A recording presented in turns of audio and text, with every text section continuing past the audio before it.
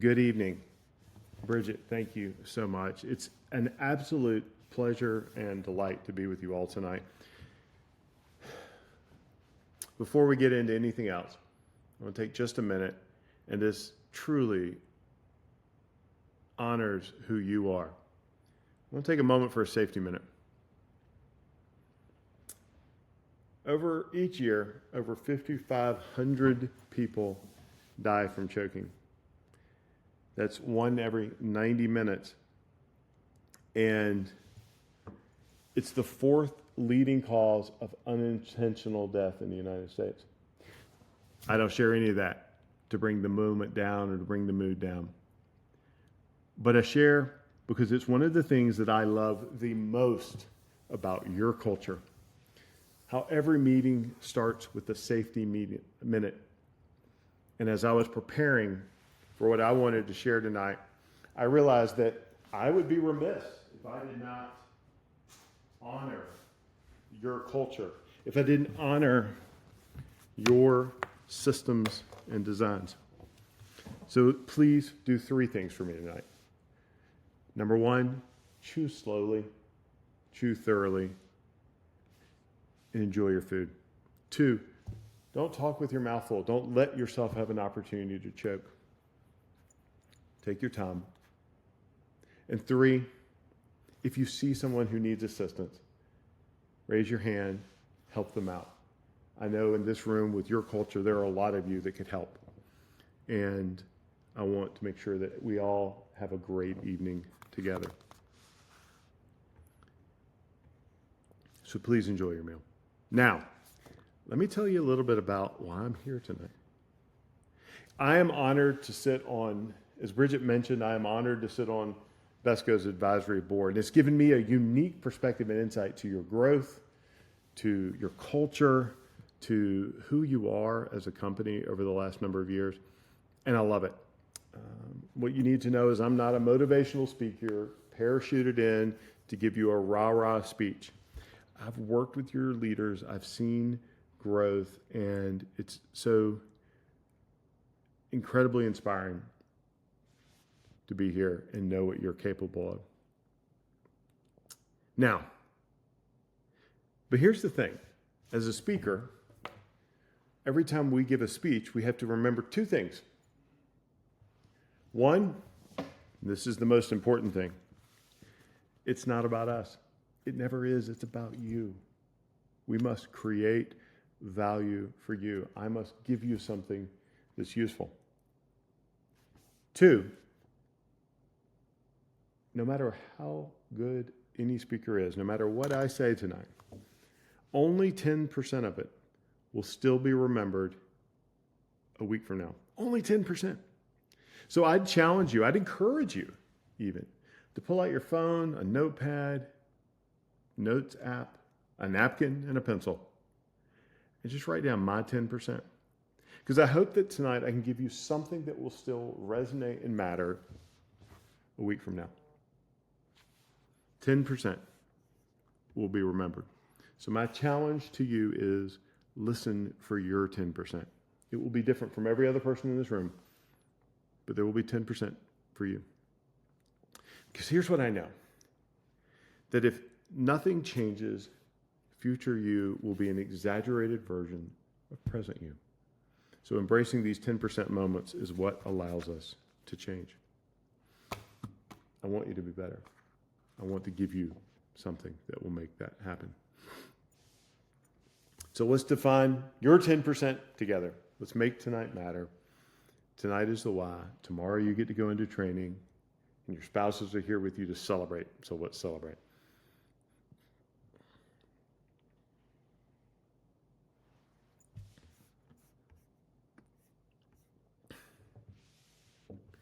Okay, so let's carry on here.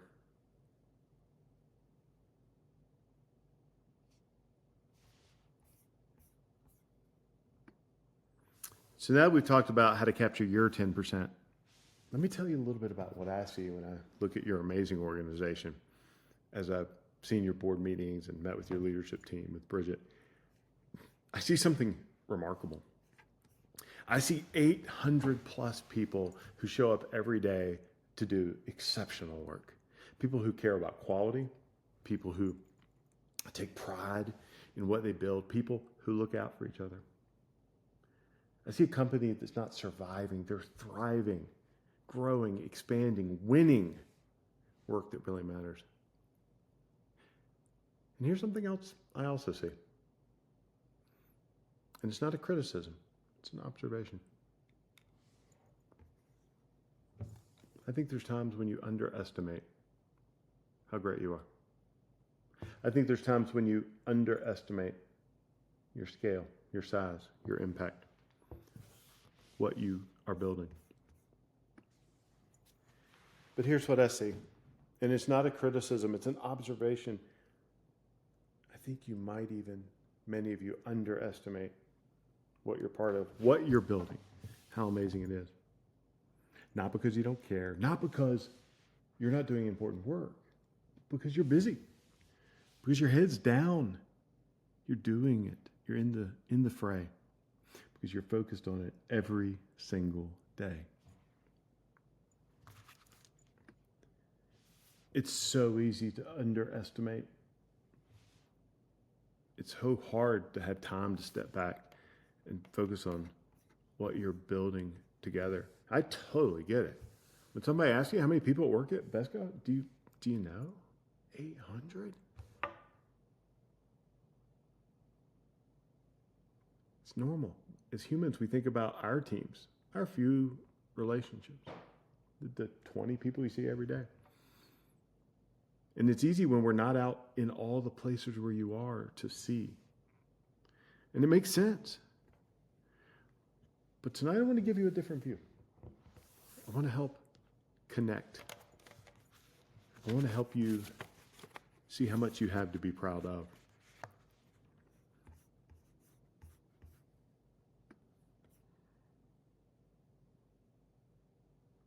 You have so much to be proud of. Proud of what you're building, proud of what you're part of, proud of the impact your work has on the communities and families and futures of those you serve. And here's what I know from working with organizations across industries: the companies that win, the ones where people love coming to work, the ones that dominate their markets, the ones that create extraordinary opportunity, are the companies where everyone understands what they're building together.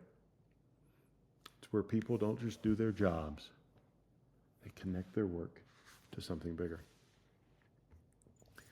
So my challenge to you tonight, and this is important, don't underestimate yourself. I've seen what happens when people underestimate themselves. And I see what happens when they don't. I've lived it. Let me tell you a story.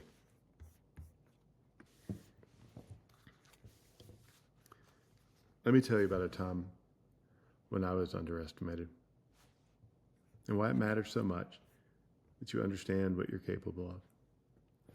I grew up in rural East Georgia. My dad was a son of a dairy farmer.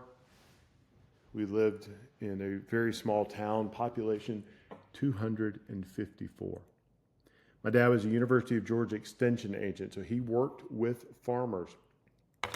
His job was to help farmers be successful, which sometimes simply means surviving. My dad is an amazing man, and he taught me so very many things. And one of the things that I learned from a very young age was the value of hard work. You see, my parents, because we lived in such a rural area,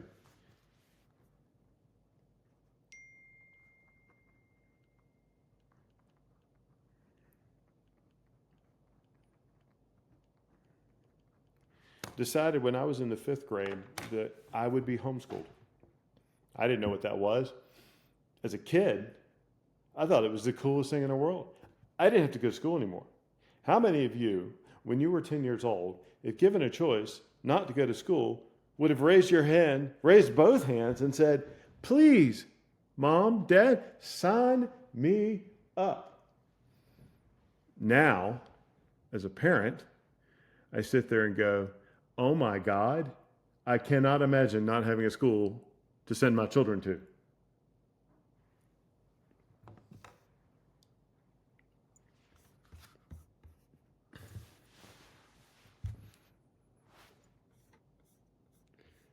Honestly, now, I think I'd be a little terrified if my 8-year-old were at home all the time. It was a great gift. I learned because I was curious. I got to read whatever I wanted. My learning journey was to read. It was to absorb the things I was curious about. And for me, that meant history. That meant stories, war stories, things that intrigued me. I got to spend all my time outside or stuck in a book. But here's what it did. And I can only say this now because I recognize it. It didn't prepare me for education as measured by things like the SAT. You see, when I got done with my high school age, I had taken SAT like everybody else to go to college. And I did pretty well on the verbal side of the SAT.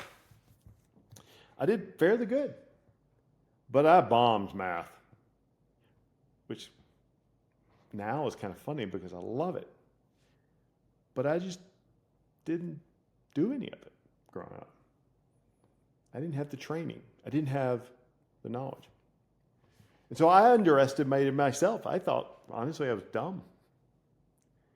And that was reinforced when I went to college and went to the University of Georgia admissions office and applied and met with a guidance counselor. And they looked at my GED and they looked at my SAT and they said, you know, Dusty, not everybody is cut out to go to college. Maybe you should consider another line of work. And I vividly remember now being mad and thinking, who are you to underestimate me?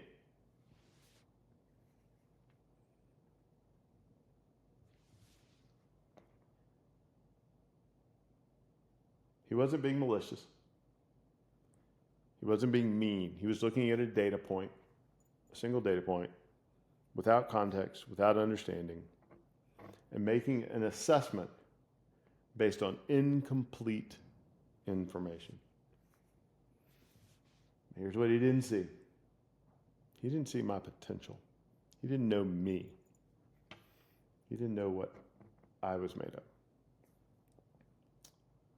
So I didn't listen. 4 years later, I graduated. I went back to him. I gave him my diploma, magna cum laude, and said, thank you for the motivation. Thank you for helping me break free from being underestimated. I honestly thought I was dumb. I just needed to be pushed. And I thanked him. I thanked him for underestimating me. And that moment taught me something critical. When someone, or even when you yourself, define your limits based on incomplete or inaccurate information, you do not have to accept that definition.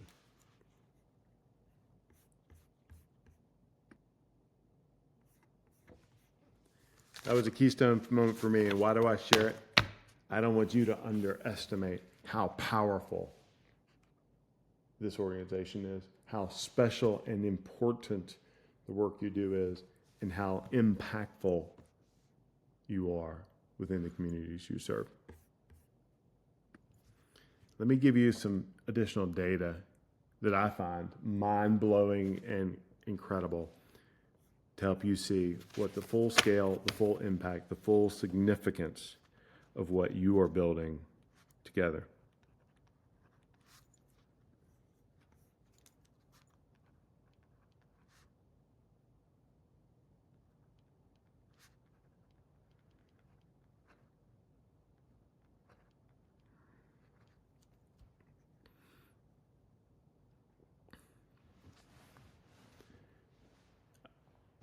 I think you will feel, if you don't already know these numbers, the complete picture and a sense of pride and accomplishment. Don't underestimate yourself. Don't underestimate what you're part of. So let's talk about it.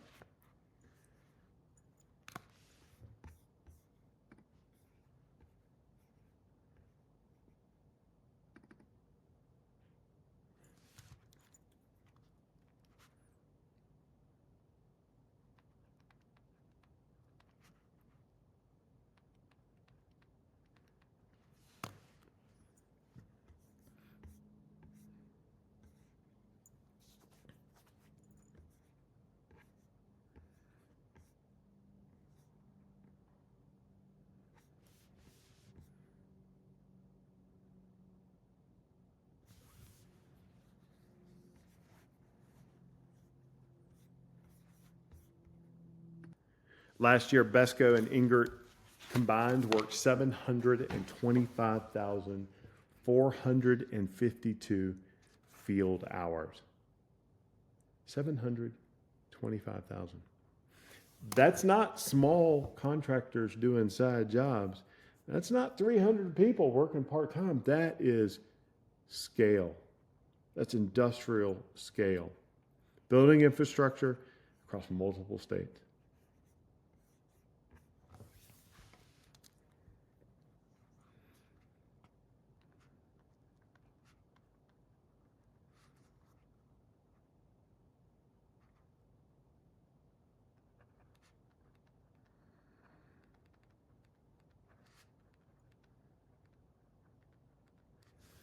This year, you are on path and projecting $172 million in revenue.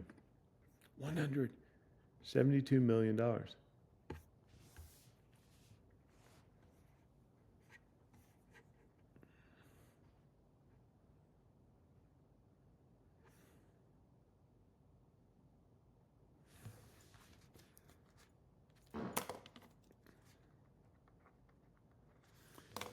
Next year, you are projecting $172 million in top line revenue. 172. Your pipeline, the work you are bidding, positioned to win, is $306 million. That's over $250 million in top line revenue. It's not small. You're doing that across 6 divisions in multiple markets.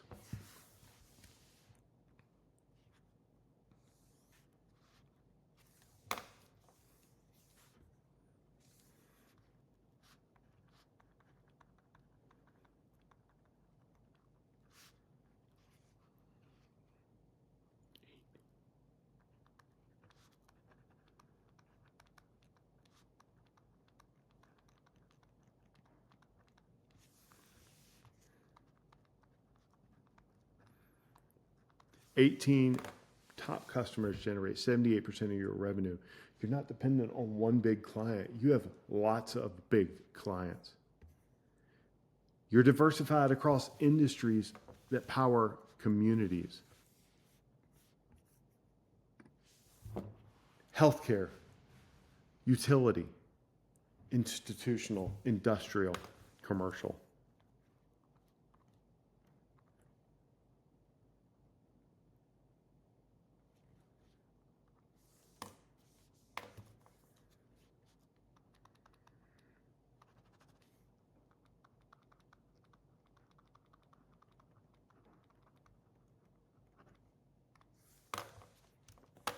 You're not a contractor. You're a contractor enterprise. You're a construction enterprise, powering communities and building better futures.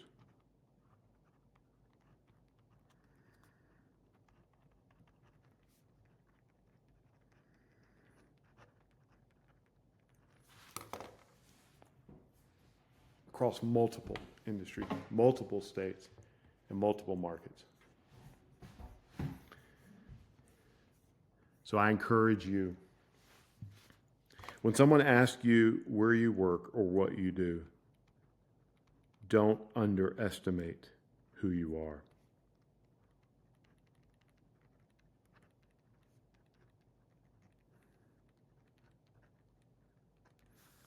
You are scaled, you are powerful, and you are creating impact. You work for an 800-person, $172 million enterprise operating across 6 divisions in multiple states. You build hospitals where lives are saved, where schools, where kids learn and grow, and you build infrastructure that powers communities. You build better futures that matter.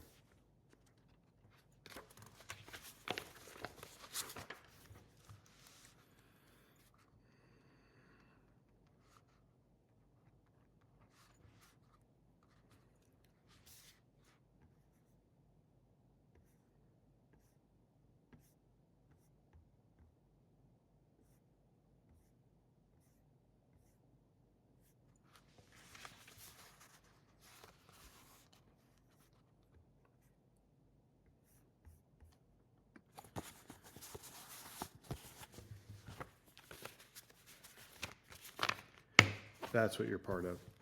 And here's what I want you to understand. These aren't just impressive numbers for me to share. This is your impact.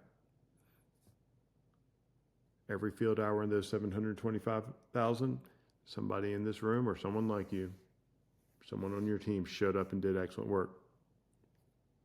Every dollar there because a client trusted you to deliver, and you delivered. Every project in that $306 million pipeline, it's there because of the reputation you've built,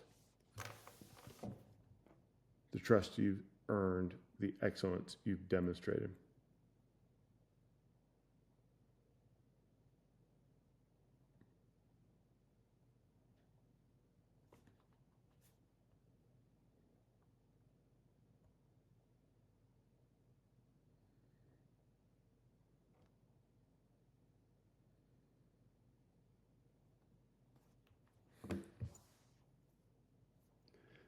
The scale didn't happen by accident. It didn't happen because of one person or one great idea. It happened because you showed up every day.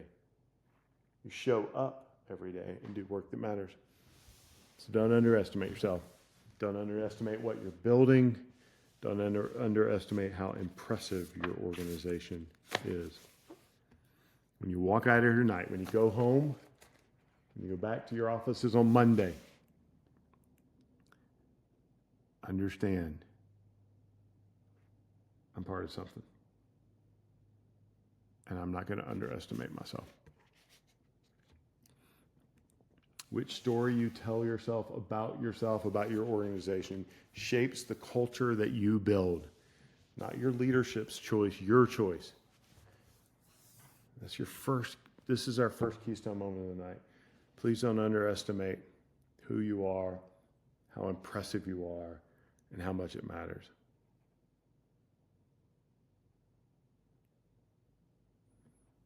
You should be deeply proud of what you have built and what you're building.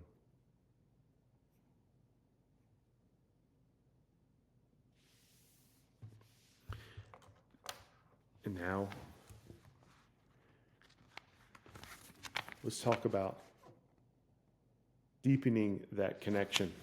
Scale alone doesn't build better futures.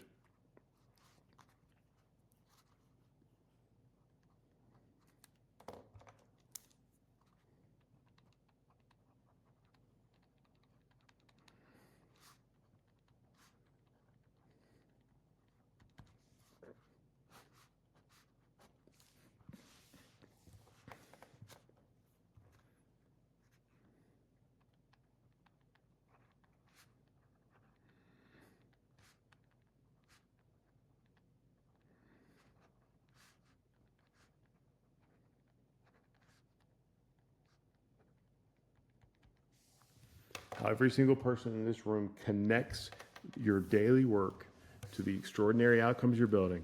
That's what builds an organization. That's what builds scale.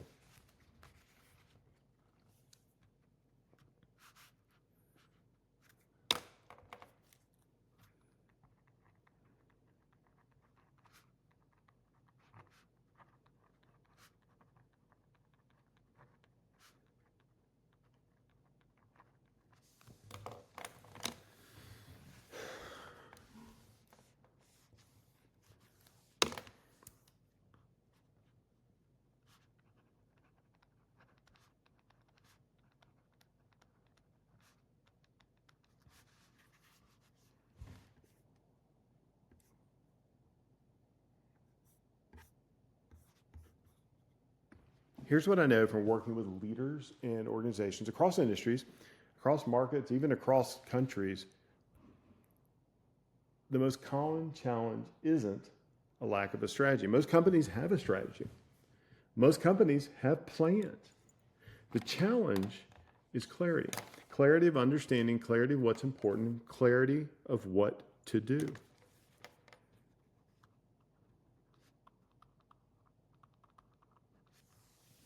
And when we don't have clarity, we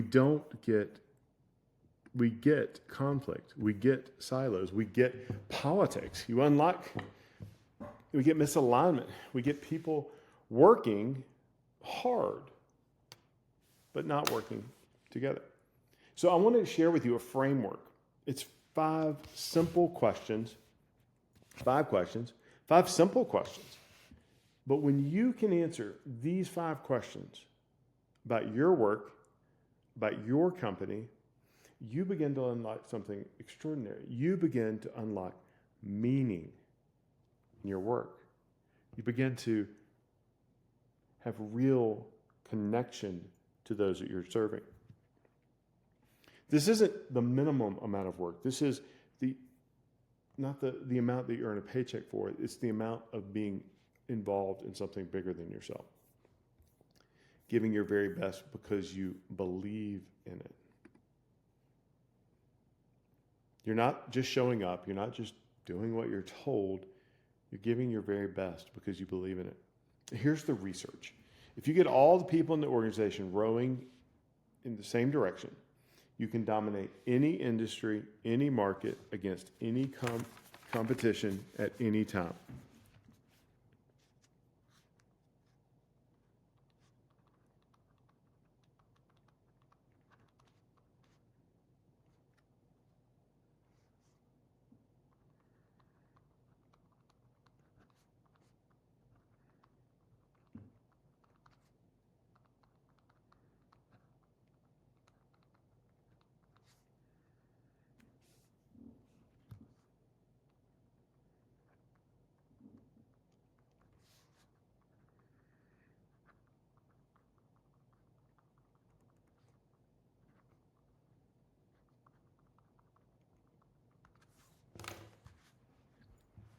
That's not hyperbole. That's not motivational fluff. That's what happens when people connect the dots. So let me walk you through 5 questions. And as I do, I want you to test yourself. Can you answer these? Can I answer these? Does my team know these answers? Because if you can't, you have work to do. If you can, you are truly building something unstoppable. Question number 1. Why are we here?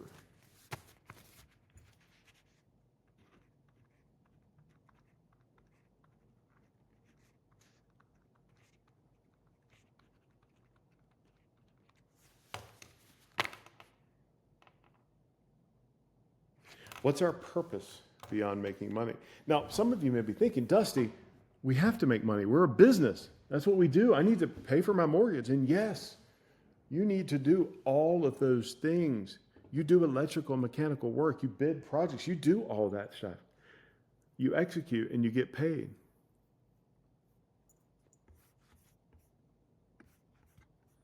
But that's not why you do it.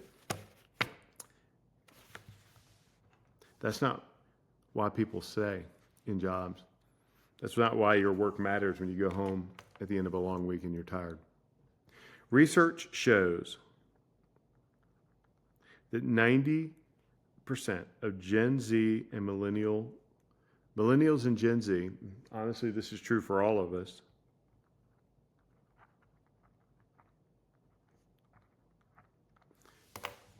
say that understanding and aligning with their work purpose and their purpose, their work to the purpose of an organization isn't just important, it's critical. It is what will keep them at an organization. And they will leave organizations because of a lack of purpose. 90% say this matters.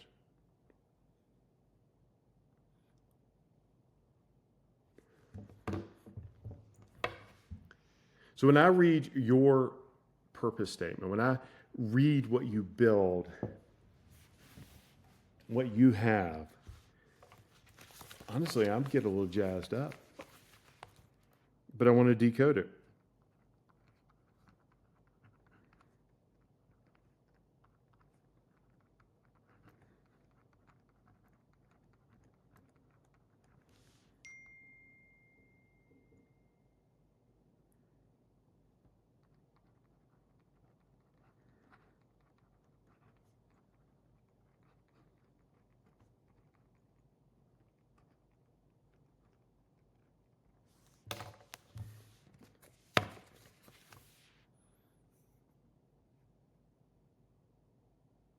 Powering tomorrow, building better futures.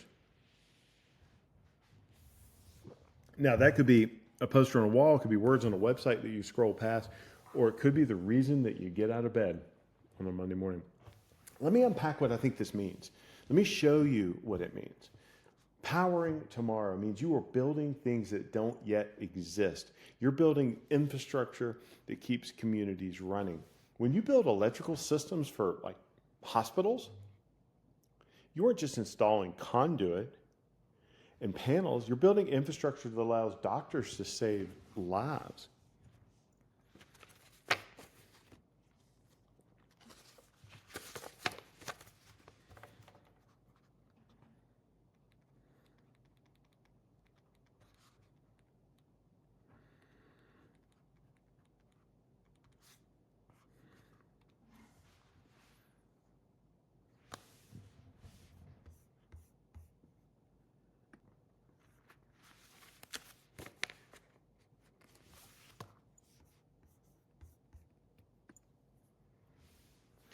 A facility like that will serve tens of thousands of patients every year, and every single one of those patients depends on the power staying on, the systems functioning perfectly when seconds matter. That's not a project that's powering tomorrow for over tens of thousands of families every year. When you complete work on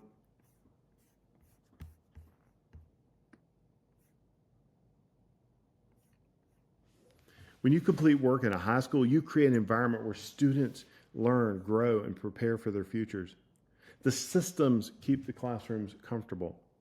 The electrical infrastructure powers their learning. It's not wiring, and it's not ductwork. It's building better futures for the kids who will become doctors, engineers, teachers, and leaders. Building better futures also means you create career pathways for your teams, for you, for each other.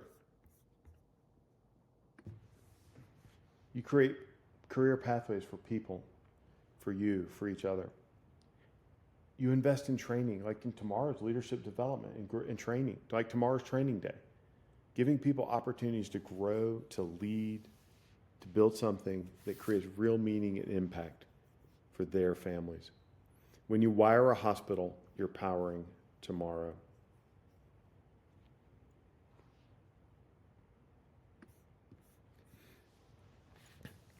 When you mentor an apprentice, you're building a better future. When you answer the phone and represent BESCO with professionalism and care, you're building better futures for the clients who trust us.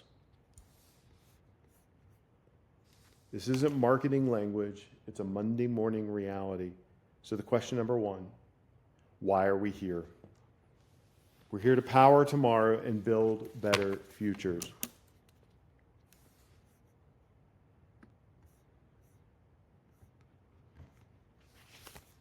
Can you connect those dots for your role? Can your team? Question number two. Where are we going?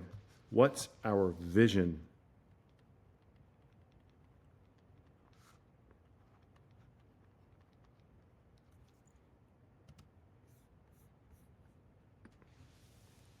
Purpose is why we exist. Vision is where we are headed. And here's what matters. Research shows that 69% of people are less likely to leave an organization when they feel connected to the vision.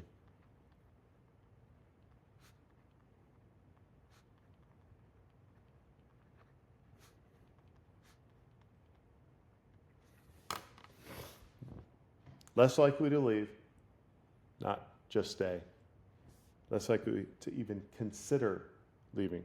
69%. So where are you going? You're going to 172 million in revenue next year. You're pursuing 306 million in pipeline. You're expanding into Louisville.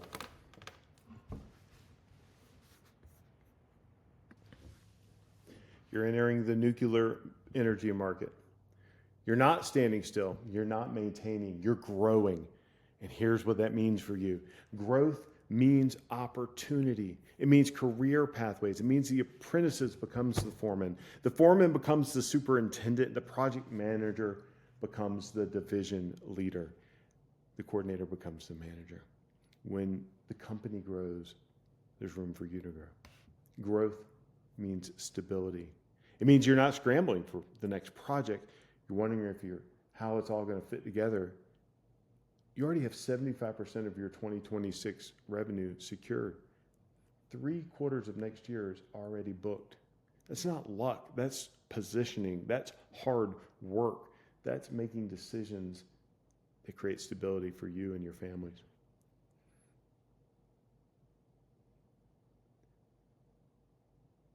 Vision isn't a leadership job. It's not Bridget's vision that she dreamed up and now expects you to follow.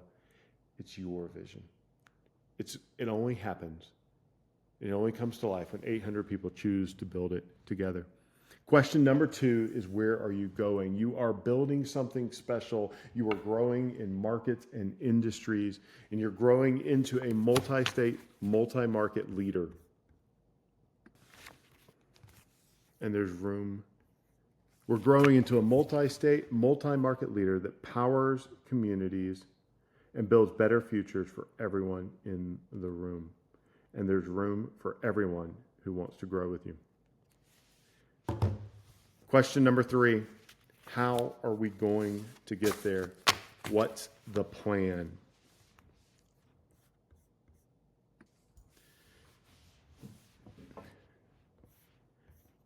Here's the uncomfortable truth for businesses. 90% of all organizational strategy fails at the point of execution. 90%. Not because the strategy is bad, but because execution breaks down. Harvard did a study that showed 95% of the people in an organization don't understand the strategy. Let me say that differently.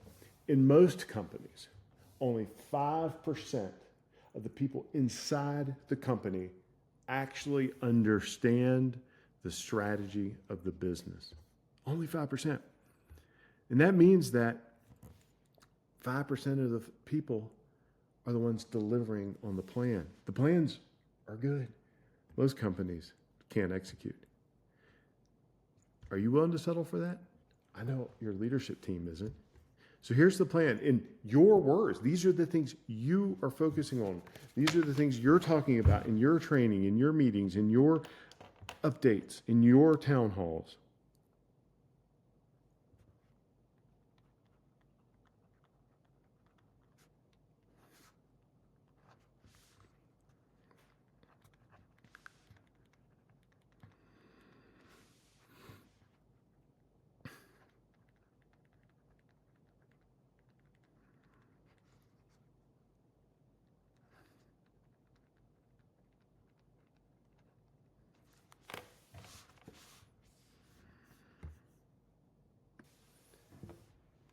Invest, optimize, diversify, innovate.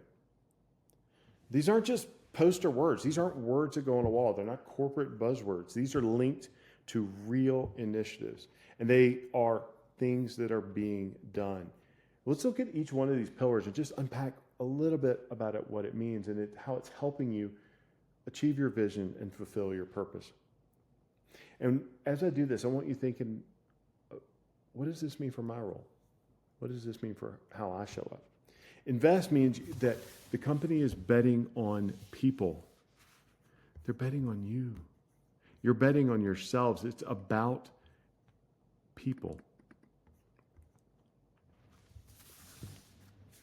Leadership brought you all here. There's a full day of training tomorrow. Resources have been hired to support you because Bridget and the leadership team recognizes that the differentiation, the key to success, is to attract, engage, and retain the very best people. Investing in learning management systems so you can have access to training wherever you want. Form and development programs so the next generation of leaders come from within. Creating environments of communication and support. Workplace flexibility. Investing in people. Optimizing means getting better at what you do every day. It's not a project, or an initiative. It's how you show up. You challenge waste. You work smarter, not just harder.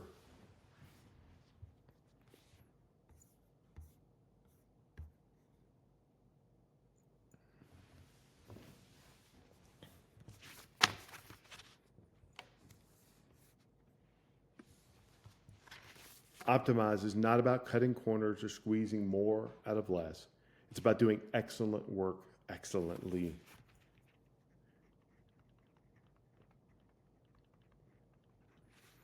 Diversify means we expand our reach. New markets, new geographies, new capabilities. When you tell your neighbor what you do and they're impressed, you're recruiting. When you deliver excellent work and the client tells 3 other people, you're creating references that open doors. You're diversifying so you're not dependent on a single market, a single industry, or a single geography. Diversify is not about doing more things poorly. It's about doing things more. It's about doing more things well so that when one market slows, you have others that are thriving.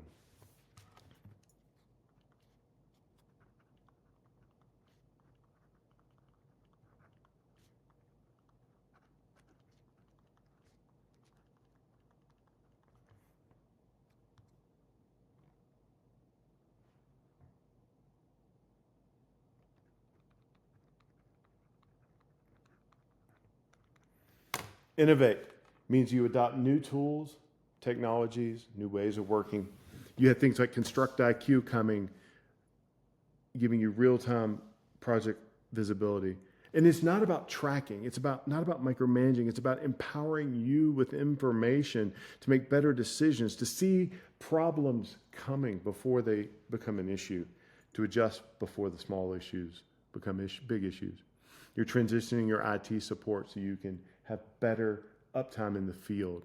Using Power BI data to make better decisions. Innovate is not change for change's sake. It's building the tools that let you focus on what you do best. Building, serving clients, and solving problems.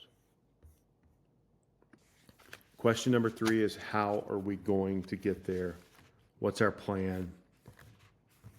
And your plan, the plan that's being invested in, is to invest in your people, optimize your work, diversify your reach, and innovate your tools.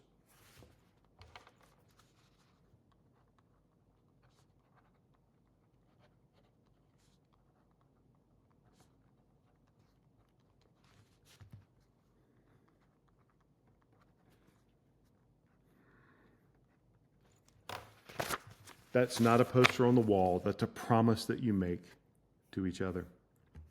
Leadership promises to invest in you. You promise to always seek to optimize the work. Leadership promises to diversify, to give you opportunities. And you promise to help innovate how you operate.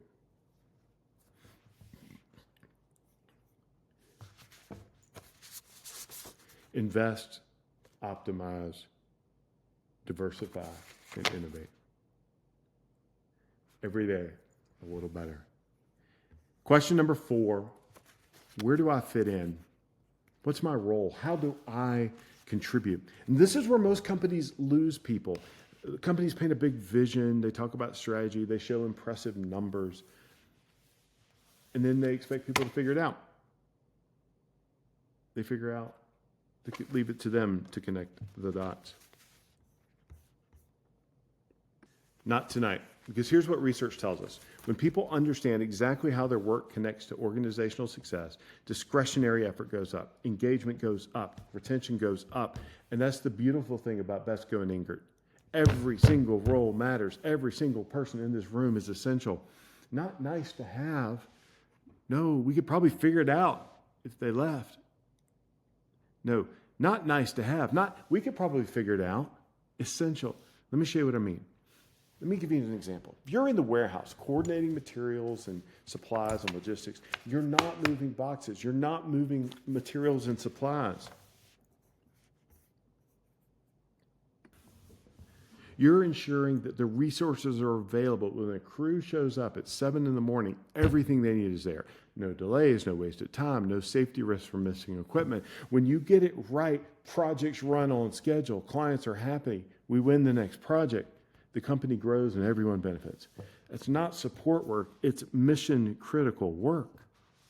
If you're in project management or coordination, you're the connective tissue between clients, field teams, suppliers, and leadership. You're translating expectations into execution. You're solving problems before they cascade.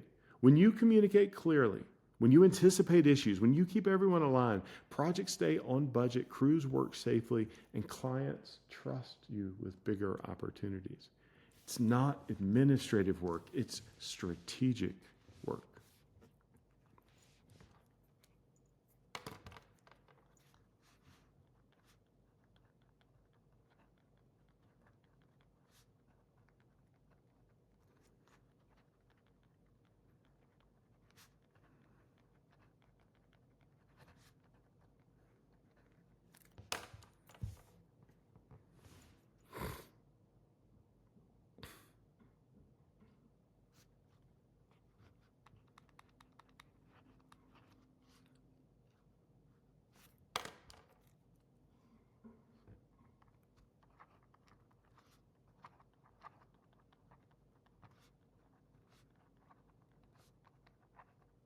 If you're in the field, electricians, foremen, superintendents, you're literally building the infrastructure that powers communities and builds better futures.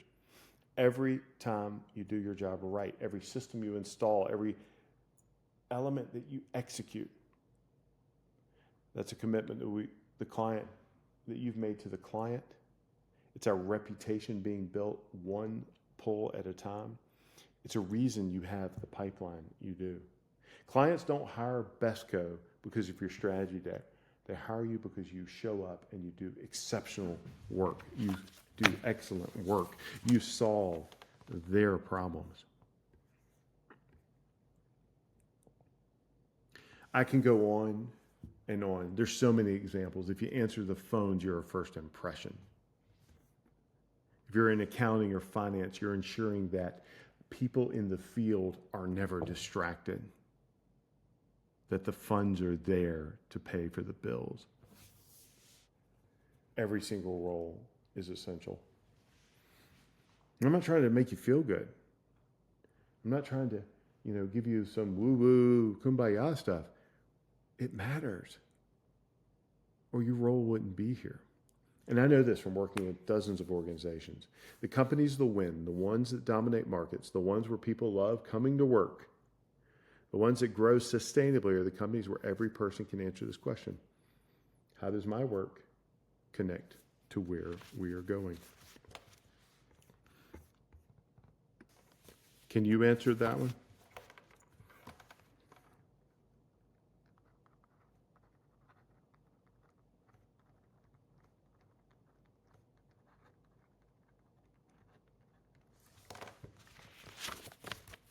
If you can't, here's your homework. Ask your manager, ask your leader, ask your supervisor. How does my work connect to what we're building? I need to know. I want to know. And every leader will take that question seriously. If you don't have that answer, figure it out. Go to your leader. Help connect the dots. Question number 4. What's my role? How do I fit in? My role is essential. My work connects to organizational success, and I understand how. Question number 5, the last question that we'll walk through tonight.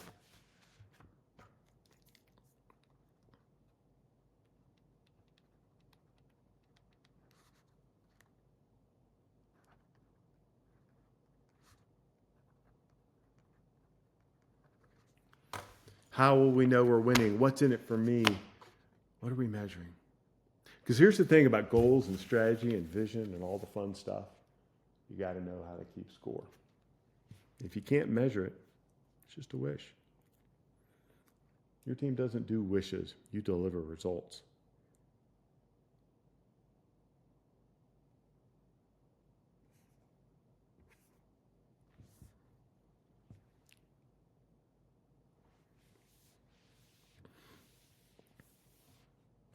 Question number 5, what's in it for me? And this is not a money question, though that's important. We have to be able to pay the bills. It's really a question of what are the opportunities, what are the availability for growth, how do I contribute? How do I know when I go home at the end of the day if today was a good day? How do I measure success?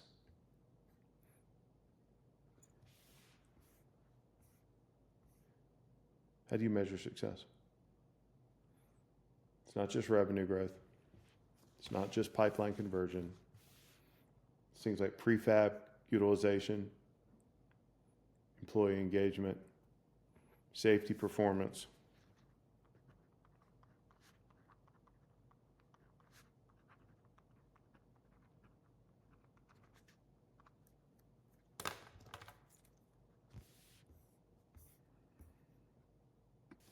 Safety performance, client satisfaction. All of these numbers matter. They all tell you what's in it for you. When we do these things well, when we keep score, that's what matters. That's how we know we're winning. It's incredibly important. And if we don't keep score, we aren't building something special.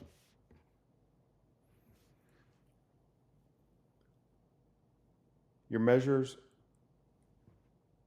aren't an abstract. But what's in it for you isn't just money. It's the opportunity to belong. It's the opportunity to grow. It's the opportunity to win. To question number 5, how will you know you're winning? You'll know you're winning when revenue is growing sustainably, pipeline converts consistently, people are engaged and growing, and safety is uncompromised.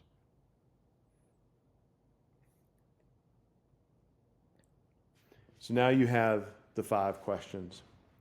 And I can't answer all the answers for every one of you for all these questions, but you can. And now, most importantly, you know what to go ask. You know why you're here. You know where you're going. You have an understanding of the plan, and you know that your role matters. And you know how you're going to measure success and what's in it for you. Most companies never give their employees the type of clarity that your leadership does. Most companies just expect you to show up, do your job, and trust that leaders know what they're doing. Besco and Ingert are not most companies. You're not just employees. You're the 800 people who will determine whether 2026 is the year you proved it.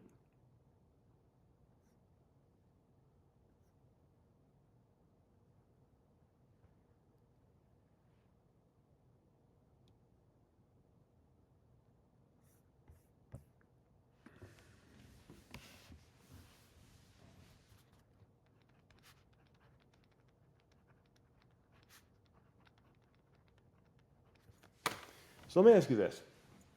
I'll tell you a story about a company that gets it. A company that does what you do well. They don't do what you do at all, actually, but they construct incredible things.